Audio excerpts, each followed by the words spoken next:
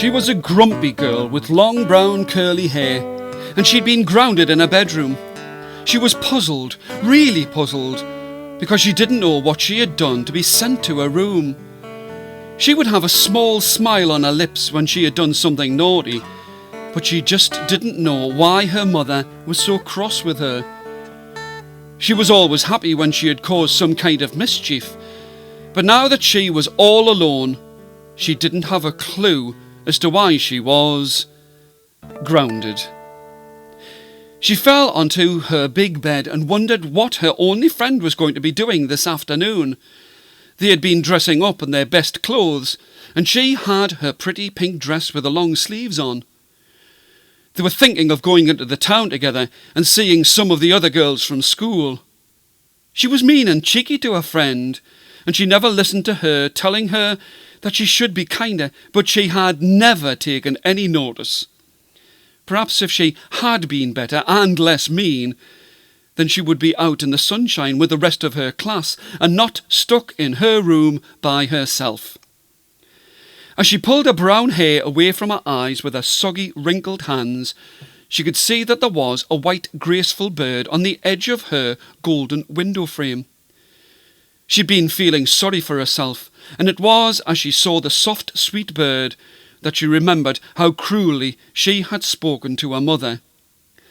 That morning, when she was supposed to finish off the washing up, she had decided that she didn't want to help any more. She had thrown the last of the plates into the sink and shouted that she wasn't going to help any more. That was when she had been grounded. She couldn't stop herself from crying a thin, silvery tear, and it dripped down the side of her white face. Looking at the bird gave her an idea. She spoke out loud to herself.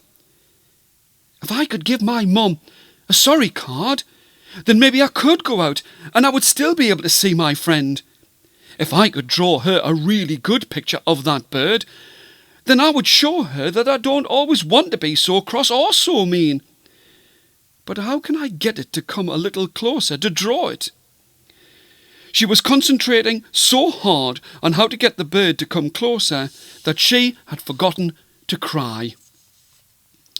On her bedside table there was the last piece of yesterday's chocolate spread sandwich, and she knew that it would be okay to put it onto the window ledge to get the bird to stay still for her to draw it. The bird hopped and pecked at the bread, and the girl didn't wait for a moment. She had a pencil and a crayon in her hand, and was busily scratching and scraping, drawing and scoring at the piece of yellow card. This is going to be really good, she chuckled to herself. If she had taken the time to look at the bird, she would have made a good picture for her mother, but she was scribbling so quickly that at first it looked like an ostrich, a very ugly ostrich, and then it looked like a monster without a head. When it was finished, she shouted down the stairs, "Mum! Mum! I've got something for you!" But her mother was still so angry with her terrible behaviour that she wasn't going to come up the stairs. Once again she called, but in a sweeter, calmer voice. "Mum, I'm sorry. I'm sorry. I was so awful this morning, and I've made you a card to say I'm sorry." Her mum couldn't believe her ears when she had heard her daughter say sorry 3 times, and she wasn't going to miss it a 4th time. She had never said sorry for at least 3 years, and she felt that this would be a time for them to become friends again. There was a tap on the door as her mother came into her messy room, but she couldn't stop herself from smiling and crying at the same time when she saw the card. It did look a mess, with a strange-looking picture, half bird, half monster on the front, but there was no doubt about the word sorry written in big, scrawly letters. That looks so good. Her mother's voice was filled with pride, and as she tried to get closer to her daughter, she tripped over a pile of last month's washing. As the two of them crashed into one another and fell laughing onto the floor amongst the dirty plates and clothes, The girl knocked the radio on with the point of her blue high heel of her left foot. When they got back up again, the music was blasting out, and the two of them danced like they used to dance when they were friends. Jumping and falling in the room, they had such a good time that they forgot that they were supposed to be cross with one another, and the two of them decided it was easier to be friends and not always try and fight. The girl soon found that she liked being friendly and didn't just have one friend anymore. Soon she had lots of friends. If ever she felt like being cheeky to her mother, she just had to look at the strange card that her mother had framed and placed above the fire in the front room, and she would smile and whisper, "Sorry."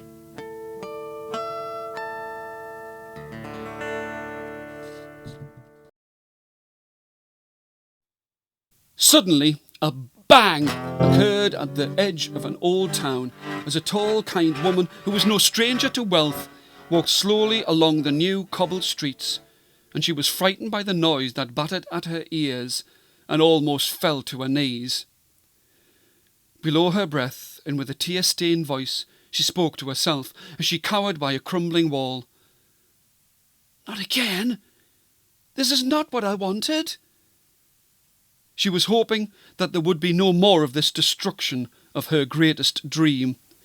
All she wanted was to create a place at the side of the town where there would be housing for those who had always had to live cold, helpless and hopeless on the streets. The dust wrapped about her like a stiff and stifling blanket, and she could see at the corner of her blue eyes a faint shadow of someone or something tied and struggling on the wood of the wrecked scaffolding of the remains of the new houses.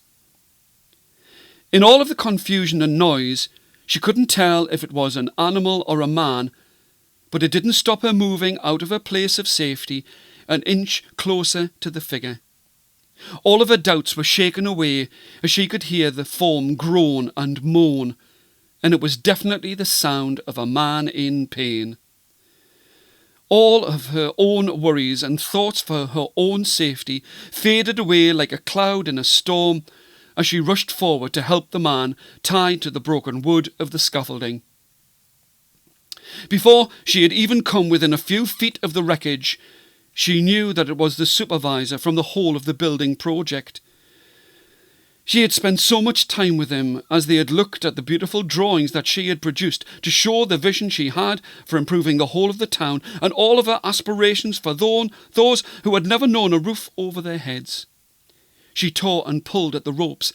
It didn't care that the effort of untying him was cutting at her own fingers. As soon as he was released from the bondage of the ropes, he slumped to his knees. Before he had a chance to speak, a shrill policeman's whistle cut through the air, and it was followed soon after by the anxious, eager young face of a blue-suited policeman. What's happened here?" His voice was scratched by the dust in the air, but he was obviously frightened by what his eyes showed him as he surveyed the debris. The woman could tell that his fear had robbed him of his reason, because it was obvious to anyone what had happened in this place. "There's been another bombing." She nearly laughed at these ridiculous, unnecessary words. All around them there was ruin and destruction, but she felt better for having spoken. As they picked the supervisor up and propped him against a wall so that he could recover, she knew that this was the last time she would try and change anything in this town. The homeless ones would have to go back to begging on the streets and making and selling their pictures for a few shillings. They would still have to live on the streets, and their beautiful but devalued works of art would never help them to escape from a life without a roof over their head. She had tried, but failed to change the way that they would live. Even with all of her riches, she still knew what it was to be cold and without a home. When she was a young girl, She had been the only lucky one to have had her art recognised and sought after. As a child, she had once lived for so many years on the street with only a curb for a pillow. It seemed so long ago since she too had sold paintings for a few pennies. As she stood in the devastation of her dream, she knew that she had travelled so far from poverty and now knew only wealth and a good life. She had sought, tried, begged and prayed to give something back to those who had helped her to become rich. But at every turn she had been stopped, and her vision was broken and battered like the wreckage at her feet now. Without a word, she turned her back on the town that had refused her help, and knew that there was nothing else that she could do.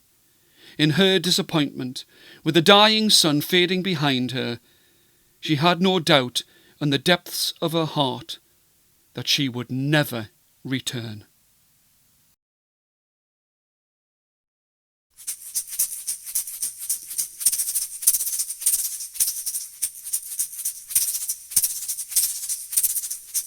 There was a nosy tiger by the side of a big wet volcano. It would walk on its pads and paws and claws and look to see what it could find. It was never happier than when it was poking its black nose and wide white whiskers into somebody else's business. As it went over the brown and green rotting leaves, it heard a sound that made it prick up its ears. It was a small, whispering, swishing noise, and the words it heard were, "Someone, please, please, help me, I'm caught and stuck." This made the tiger very curious indeed, and it turned its huge head and started to look this way and that in the dark of the jungle to find out who or what was making this noise.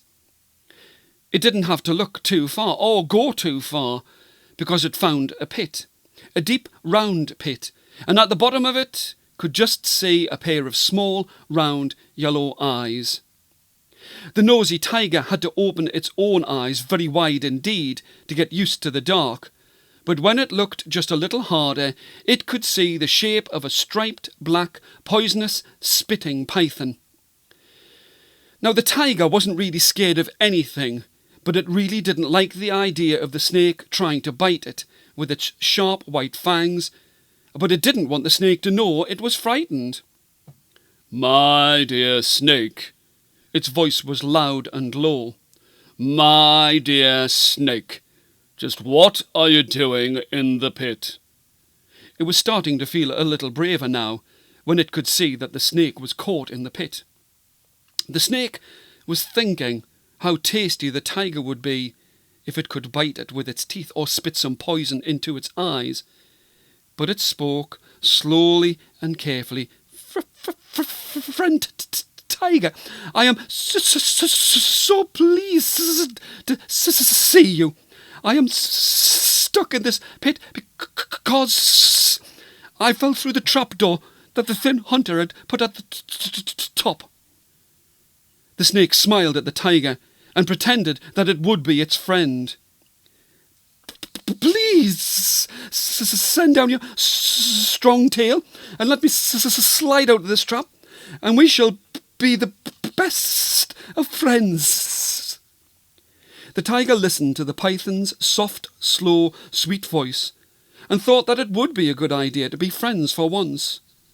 Just then the volcano made a terrible rumbling noise as it belched a great gush of choking smoke and fire into the air. He felt sorry for the snake and forgot that he was a dangerous enemy as another thunder crack of boiling rock shot into the air. The tiger turned around and lowered his tail into the pit, but it wasn't close enough to the edge for the snake to get out. The snake spoke again. "Friend tiger, please come close to the edge, and I will be able to slip and slither up your tail. I can hear the scream of the volcano, and you would not wish me to die in this pit. friend Tiger?" The tiger moved just another footstep backwards, and the snake was pleased that it could climb out of the dark pit. But as the snake made its way out of the pit, the trap that had clamped around it closed on the tiger's tail with a huge snap. The tiger screamed in pain. It was now stuck in the thin hunter's trap and couldn't get free. It looked at the snake as it scurried away into the heart of the jungle. The tiger was being pulled into the pit by the hunter's trap and yelled to the snake, "Please, snake, I helped you. Please help me. I am trapped, and now you are free. Please help me." The snake turned, but only for a moment, and spoke. "I am so sorry, friend Tiger. I must escape and get away from here. Thanks for your help. I am sure that you will escape someday soon." The raging volcano sent its red-hot molten rocks all over the mountain, and the tiger was never seen again.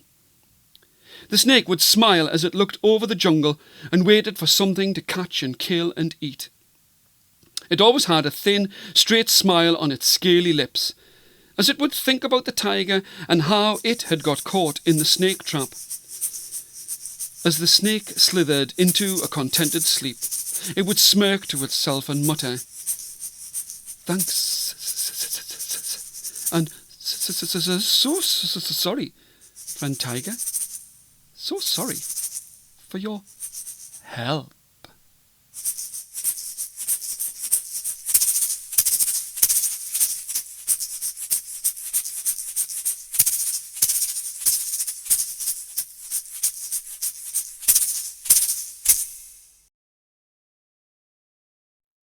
"Do I have to clean my teeth again, Mum?"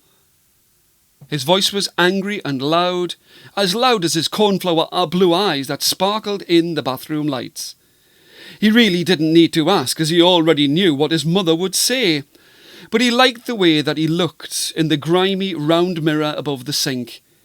He had worked hard at making his short black hair stick straight up and out of his head, but he wouldn't allow himself to smile at his appearance. "Yes, you do have to clean your teeth because I say so, and you're off to see the dentist." Once his mother had an idea in her head, she wouldn't let it go until it was done, and today she wanted him to have his teeth clean. Reluctantly, he pushed the toothbrush around his mouth, but it was only to make sure that his breath smelt of peppermint. His sweet tooth had taken its toll on his teeth, and now, as he rinsed and then wiped the toothpaste from his thick red lips, he could see gaps and holes in his yellowing grin. His mother's unmistakable voice came thundering up the stairs from the kitchen below. "While you're up there, clean the bathroom out as well. The mirror needs to have a clean and the towels need to be put away." He pretended that he couldn't hear her and skulked off to his bedroom, and definitely didn't move a towel or a piece of his discarded, dirty washing from the bathroom floor. As far as he was concerned, he had done enough already, and he was worn out with having to obey his mother's ordered teeth cleaning. He did smooth down the skull and crossbones on the front of his brand new baggy t-shirt, and imagined how envious all of his friends would be to see him and his banging clothes. As he made his way across the landing that was also covered with his dirty clothes to go into his room, for a brief moment he smiled to himself, and the ravages of his sugar addiction snarled out into the air. Hundreds of chocolate bars and thousands of sugary drinks had taken the white out of his smile and had given him a cracked-toothed grimace that would definitely have scared a small child. It was lucky that he didn't glance at himself in the full-length wardrobe mirror of his bomb site of a room, as no amount of new clothes would take away his terrible smile. He made a point of never looking at his mouth when he was going out. He would admire himself from the top of his head to the tips of his fashionably crusty trainers. He didn't like what he saw, but he would have beaten anyone who said anything to him about his teeth. This was strange, because he was well known for being a loudmouth who wouldn't wait for a second to call names and be a bully. He wasn't stupid. He knew that he should look after his teeth, but he just couldn't be bothered. And if he had been honest with himself, he would have admitted that he was scared of the dentist. A shriek echoed from the top of the stairs as his mother saw that he hadn't done a thing to the bathroom, and he could hear her angry feet making their way to his bedroom. "You were supposed to clean your teeth and—" But her voice stopped as the phone rang downstairs. Even though she hadn't made it to the bedroom door, he could tell that she was angry. He put his key in the pocket of his trousers and tried to slip past his mother as she spoke on the phone. She put her washing up wet hand over the mouthpiece and hissed at him. "We'll sort this out. Your room, the landing, and your teeth later." Her voice changed immediately as her hand was removed from the phone. It was sweeter and calmer as she spoke again. "That's right. He's on his way to see you now. Tell the dentist that he's on his way now. He should be with you in a few minutes." He made his way out of the house and was glad to be away from the wrath of his mother as she screeched out of the door, "Get to the dentist's now!" As he went through the old park, the long way round to the dentist, he saw a girl who had braces on her teeth. He didn't wait for the time it takes to breathe or to think and started shouting names at her. She had been walking slowly in the Saturday sunshine, and he was pleased that she had stopped and looked at him. Usually anyone would either run away or start to cry, but this girl, dressed in scruffy ripped jeans just like his, neither cried nor ran away. In fact, she came closer to him, and for once in his life he felt scared. He couldn't believe it. He felt scared of a girl. She was coming closer to him, and it was his turn to feel his heart racing. She was nearly as tall as him, and she looked him straight in the eye. It was then that he noticed that her eyes were as brown as the leaves on the park path as she surveyed him from head to foot.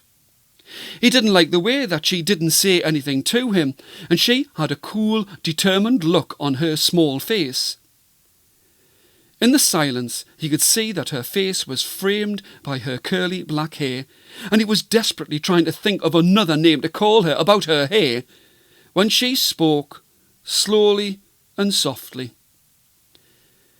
"If I was going to be so rude as to call people names about their teeth or their appearance, I would think about how I looked.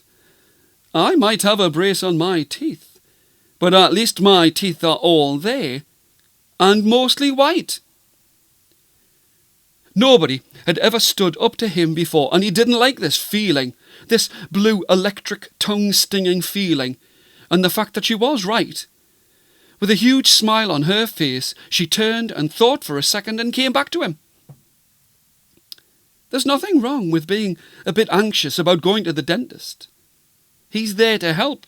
Me? I can't stand him. She was chuckling as the words fell from her thin lips. He was curious as to how she knew that he was going to the dentist's. But before he had a chance to speak, she started again. "Don't look so puzzled. Everyone in the whole of the town must have heard your mum shouting out of the door, 'Get to the dentist now!'" Her imitation of his mother made him smile. The full truth of his neglected teeth made her jump back. "Dear me, I thought I didn't like the dentist. At least I haven't got far to go when I go to see him. Anyway, the next time you see me, you'd better be a bit kinder and politer. Otherwise I'll think of a few choice names I could call you." With that, she turned on her heels and strode away. He was shocked, stunned, and couldn't move until this feisty girl had gone out of sight. As he eventually roused himself into action and began walking, he didn't know which was worse, the idea of missing his appointment and having his mother go ballistic with him, or the terrible things the dentist might do to him. He knew his mother too well, and he would rather face the dentist than her ranting and raving. It was a brisk walk to the row of smart terraced houses at the edge of the park, and for a moment he hesitated before he jabbed his finger into the brass bell push on the dentist's door. The huge stained-glass panelled door creaked open, and instead of the receptionist opening the door, there stood the girl he had just seen in the park. "Hello, I didn't expect to see you so soon." She beamed a metal-clad smile at him. "My dad'll see you in a minute." She was laughing now. "Take a seat in the waiting room, and I'll tell him you're here. He's been expecting you as well." She was nearly doubled over as the word blurted out. "He heard your mother as well." He remembered her last words to him about being kind and polite. "Thank you very much. I will take a seat in the waiting room." She was about to go, but he stopped her. "I thought that you said that you didn't like the dentist and—" His voice ground to a halt, as he remembered that she had said that she didn't have far to go. Well, of course she didn't. She lived in the same house as her father, the dentist. Over the weeks that followed, he did go to the dentist's quite a lot, not because he liked having his teeth done, but this new friend, the dentist's daughter, taught him to be kinder, showed him that politeness doesn't have to be a stranger, and he even remembered to brush his teeth. Sometimes.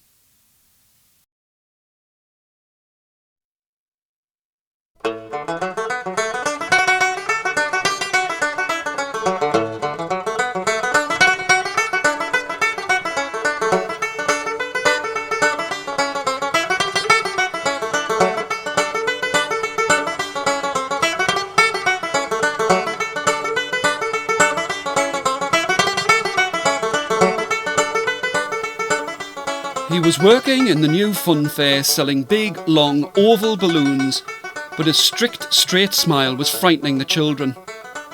It brought a thin smile to his even thinner lips, as he knew that if they were frightened by him, then they wouldn't ask their mothers and fathers to buy them a balloon. That would mean that he didn't have them bothering him, and that would mean he wouldn't have to do any work. His spiky red hair stuck straight up out of the top of his head, and it was nearly as red as his hooded, fleeced jacket. If anyone had said anything about it being one size too big for him, he would only have to curl his stubby fingers into a hard fist, and they would have run away. The fact was that as far as he was concerned, the jacket wasn't his, it was his father's. He had dressed in a hurry, and had taken the new coat. He had taken it down from the peg in the hall and unwrapped it from its crisp cellophane and plastic, and pulled the earthy, new material smell in through his small, straight nose. "I don't see why he should have something new when I want to have it. If I want it, then I'll take it." His voice had been low and threatening as he had gone out of the door. He was a horrible boy. He would shout, he would steal, and anything that he could do to make other people unhappy made him very happy indeed. He was no stranger to anger, and whoever had asked him to look after the balloons at the fun fair really didn't know him very well at all. You could not have found a more unpleasant person if you had tried. I don't want you to think that he didn't have any friends. He did. Not very many, just 10 friends in the whole world. They treated him well, and they tried to show him how to be kind, but he just ignored them and treated them as badly as he did everyone else that he met. It was as he was standing by the side of the Dodgem cars, glowering with his scary brown eyes, that a little baby, sitting up in a long brown pram, looked at him in the way that babies can, all open-mouthed and eyed, and she popped another sweet into her soft, dribbly wet mouth. The baby wasn't scared of him. She was fascinated by the way that he was dressed, with cut-off jeans all curly and frayed, and with her eyes and her face just at his knee height, she laughed out loud at the hairiness of his gangly legs. His face flushed with anger, and he waggled his heavy, closed fist in the baby's face. She thought this was hilarious, and wagged her hands at him. He was not pleased. "Don't you laugh at me, you little. Before the baby had the chance to imitate his angry voice, he pushed his hand deep into the bag of sweets and stuffed them into his mouth. The little girl hadn't understood his fists, but she was not going to let him steal her sweets. A blood-thickening "Wah!" came from her lips, and her mother and father looked at her to find out what was the matter, and what or who had caused her to be so upset. "Wah!" she continued, and pointed at the boy. He had a mouthful of her sweets, and was trying his best to look as if he didn't have a mouthful of sweets. But he had taken so many, and he had filled every corner of his mouth with their sherbet sharpness, that he was finding it very difficult not to explode with sugary saliva. The father, who was not a small or a weak man, came closer to him. The boy tried to hide behind the balloons, but the breeze was making it very difficult to keep them between the father and him. With a calloused, accusing finger, he pointed at the boy. "Do you know anything about what has made our Brittany May upset?" "Wah! Wah! Wah!" went Brittany May. All he could manage in reply was a spit-filled Just then, one of the dodgems came to a shuddering crash at the edge of the ride. It gave the air an electrical smell like a fused toaster, and the father looked at where she was pointing, and ignored the boy and said, "It must have been the dodgems that scared you, isn't it?" The father bent down to the precious child and looked at the boy as he desperately tried to wipe the sticky juice from his chin with the sleeve of his father's jacket. "Mind you," his voice was menacing, "mind you, if I find that someone's caused my little angel," he patted Brittany May's few golden curls, "if I find out someone's caused my beautiful little angel any upset, then I'd knock the blocks off." The baby beamed at her father and pointed at the boy. He had never been scared in his life, and he didn't like the feeling. He was shivering and shaking from the top of his spiky red hair to the tips of his, too big for him, stolen from the shoe shop, black trainers. The father mistook his daughter's pointing and thought that she wanted one of the gaudy balloons. Once again, he towered over the boy and asked, "Here, son, how much are the balloons?"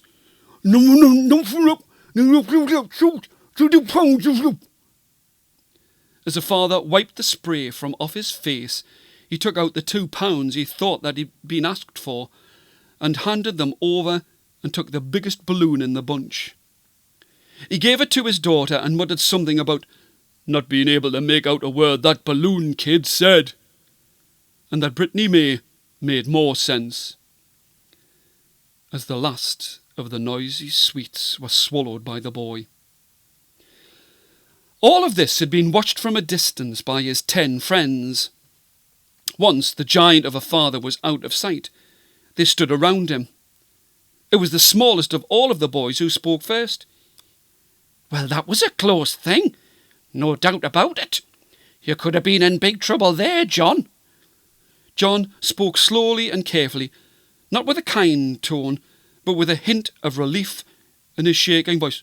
What are you lot doing here? Anyway, what are you doing here?" He looked at this group around him. One by one, he looked at them to try and find some clue as to why they had come to the fun fair. His voice was stronger now. "Have you come to make fun of me? How did you know I would be here?" "That was easy," a lean boy from the back of the crowd laughed. We saw your dad, and he said that you would be wearing your new birthday jacket that he had bought for you. And we've brought something for you as well." They awkwardly shuffled forward and pushed a hard, brightly wrapped box towards him. He passed the balloons to one of his friends, and his trembling, surprised fingers tore and pulled at the flimsy paper, and he even smiled as he opened this birthday present his friends had taken the time to get and to deliver to him. "You shouldn't have. You shouldn't have." He laughed out loud, and some of his friends were shocked at the way that he was smiling so easily. They had never seen him smile before, except when he was causing someone else to be unhappy. "You shouldn't have. You shouldn't have." He opened the box and passed out the contents of the box. Huge, round, fat, sugary sherbet sweets. I'm not going to say that he was a completely changed person from that time, but he really did know what it was to have friends, and he really knew that it wasn't just something that people said. They didn't just say, "It isn't easy taking candy from a baby."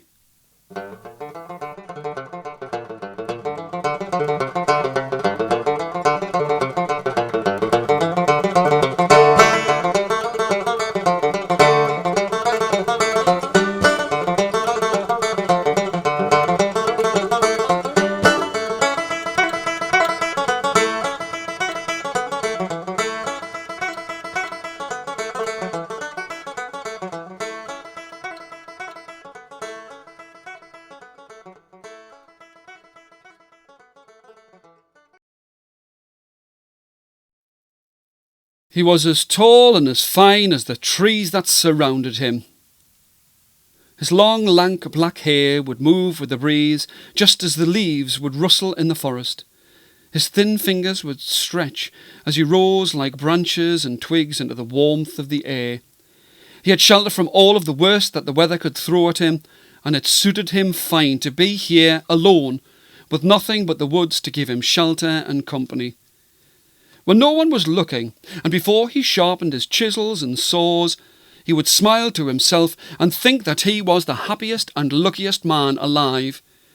He had not a single distraction from another human being, and every morning he would be able to think of how he could take his greatest friends, the wood and the timber, and make them into the finest furniture to have ever supported a human's back or legs, or graced their homes with a finely hewn carving, construction and beauty. His own home was simple, with the great cherry tree, planted by his father's grandfather's hand, running through the middle of the house and supporting the rough cut beams of the roof.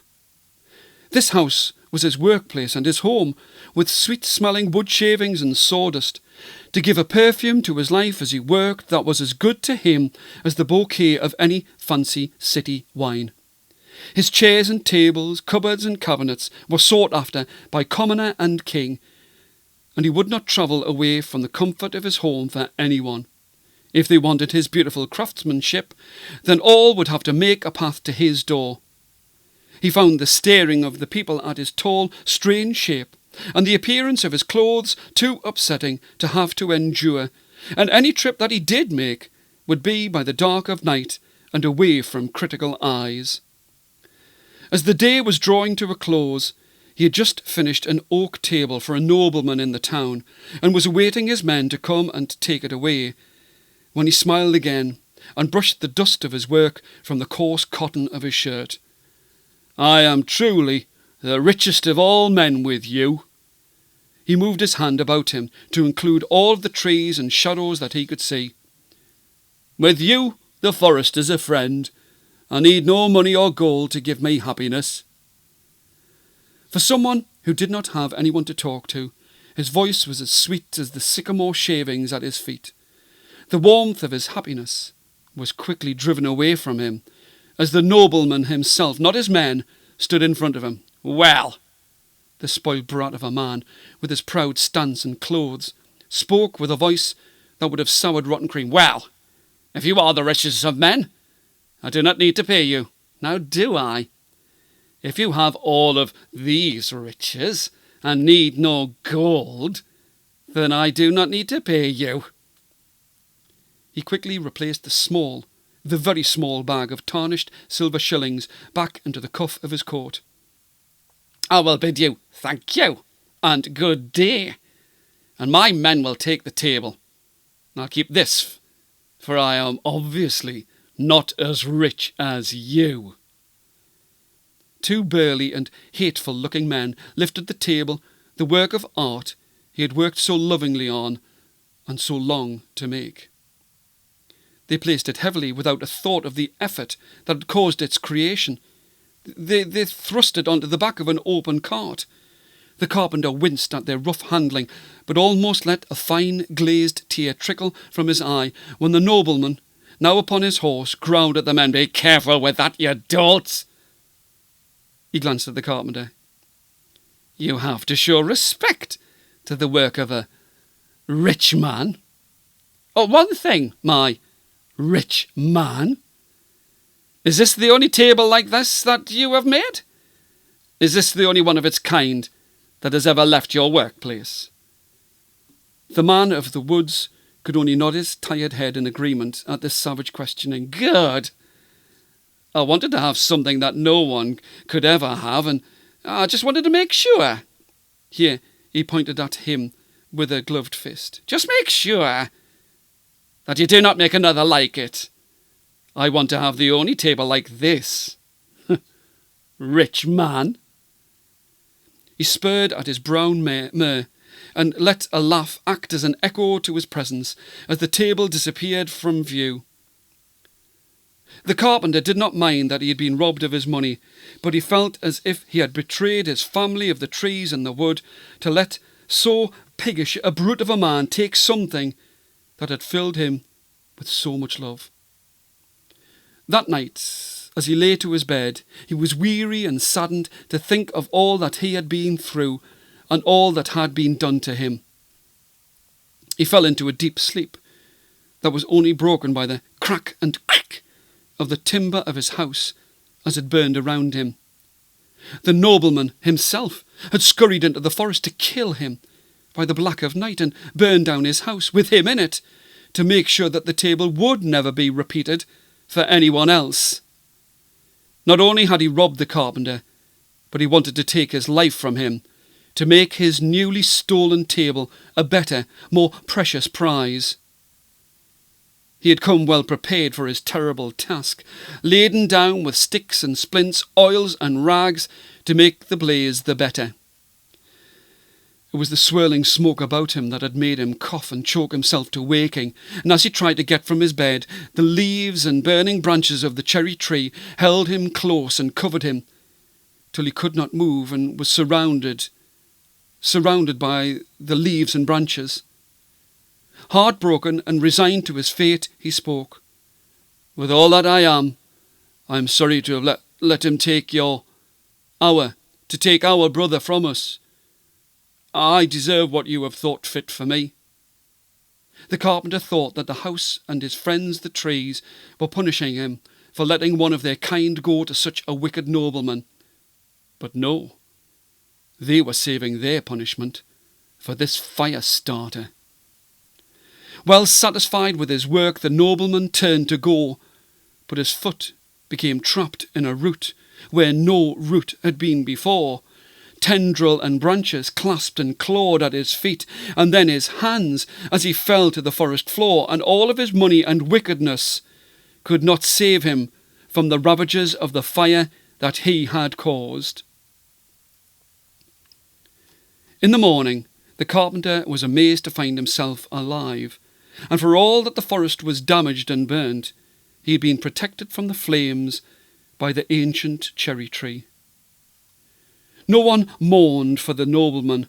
Some said that he had been taken by some of his many enemies, but it was the forest that had claimed him. In the good ash left after that great blaze, many trees grew fine and strong, and dreamed of the day that they would be made into the furniture, the faultless furniture, at the hand of this great friend of the forest.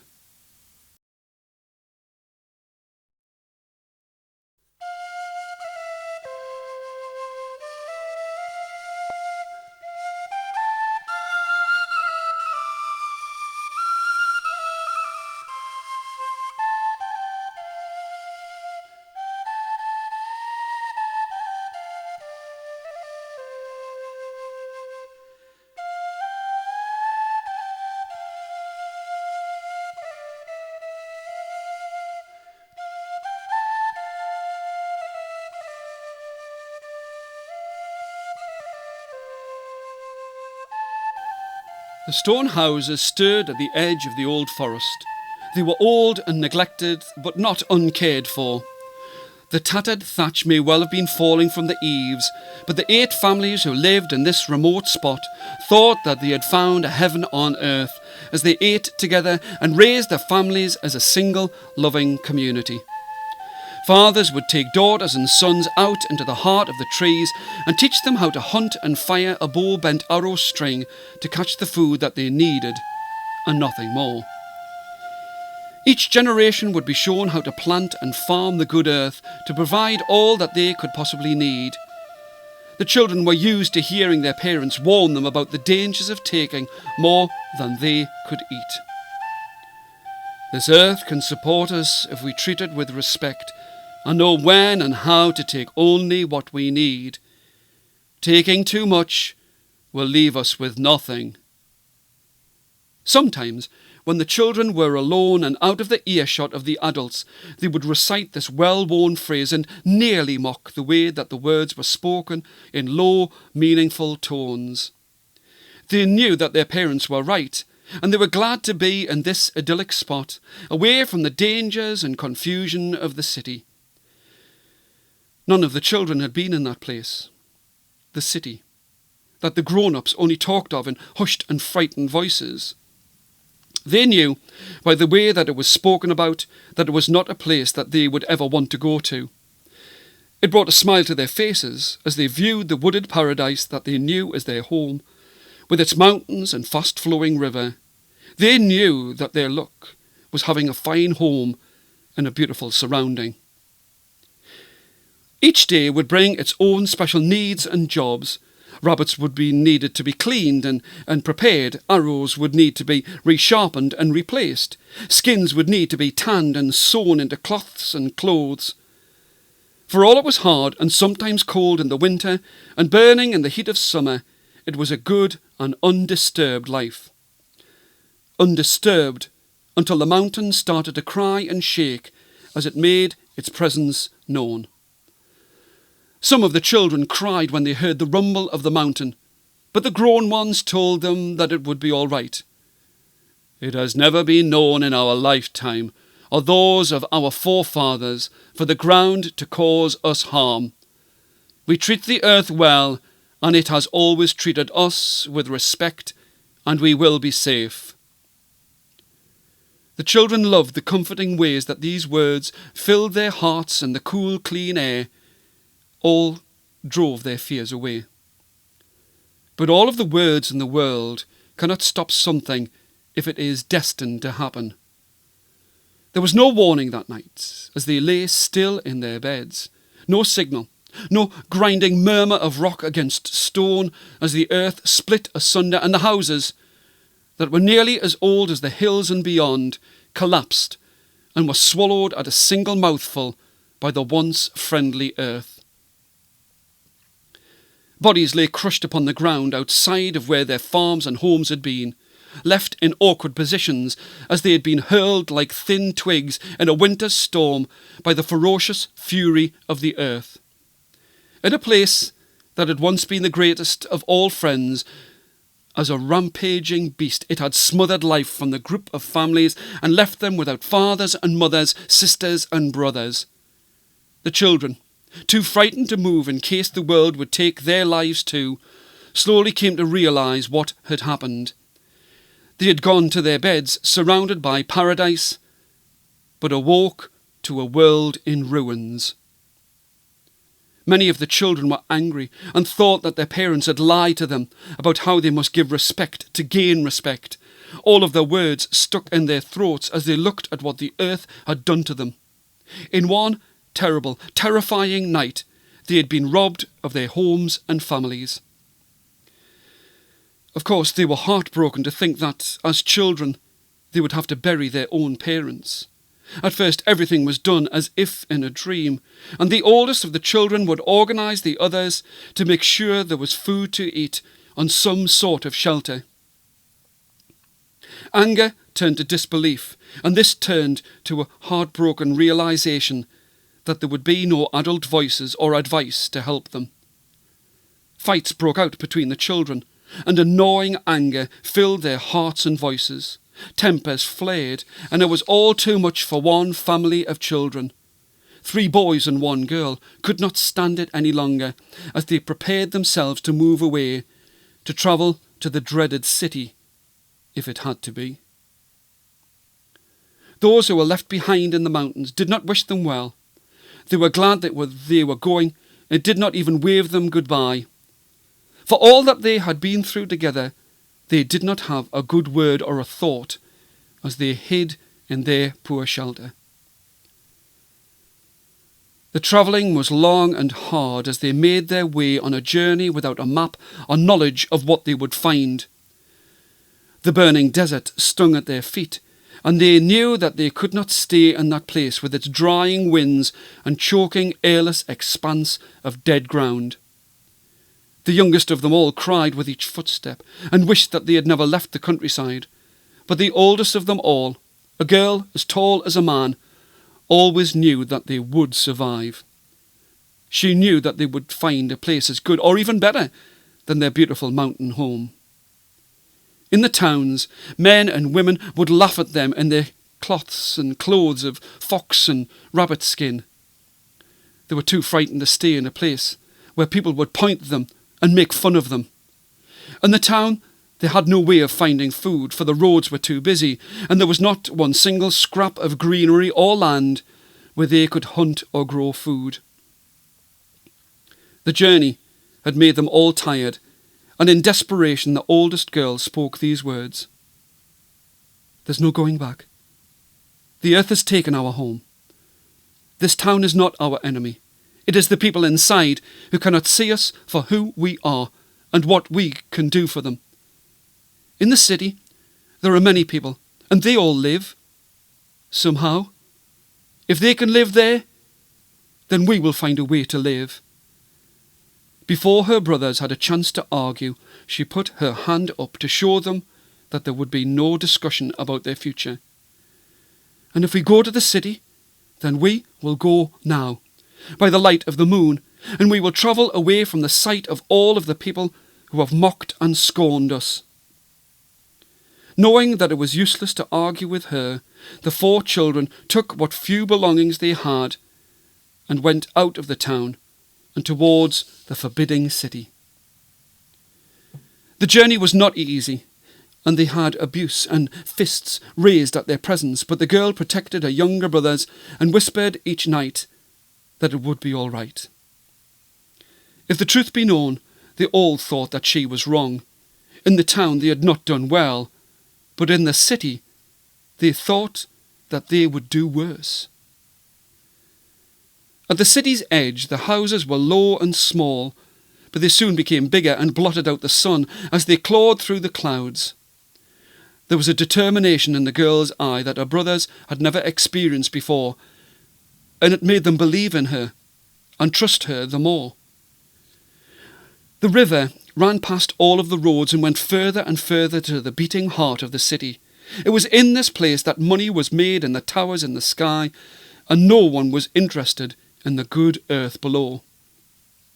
The girl dragged, cajoled, persuaded and flattered her younger brothers into going further into this place, and still the skyscrapers got higher. She had seen something that her brothers had not been aware of. She had seen birds in the sky, birds of prey, hawks, kestrels and eagles, soaring and wheeling in the air between the towers. Everyone else in this money-driven city took no notice of anything but the money they could make and keep. The ways of the earth, which they could see if they took the time to look out of their crystal cathedrals to greed, all meant nothing to them. The birds of prey which had made their nests at the side of the buildings, the fish-filled river flowed as it had always done before the men and their moneyed ways, and would still be there when their memory was gone. The oldest sister knew this, and she allowed herself to smile when she came to a bend in the river that was at the base of the biggest of all of the skyscrapers. There was a patch of fertile ground with dense, unkempt grass that would be just the right size to build a house for a family of children. There was leaf litter upon the ground from a tree that had the strength of will to make a foothold on this precious scrap of earth. They would need to pay nothing in rent, for it had no value to the city dwellers, as they could not make money from it. Either that, or the idea of having to work with their hands and till the soil filled them with dread.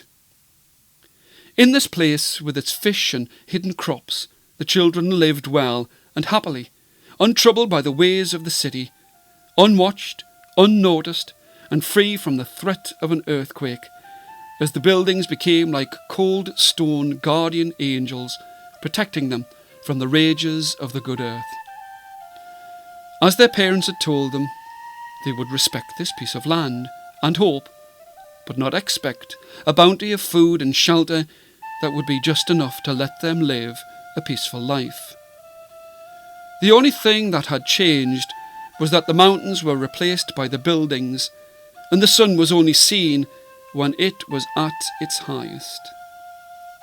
No one knew that they were there, and that was just the way that they liked it, living well from what they could grow in the shelter of the city.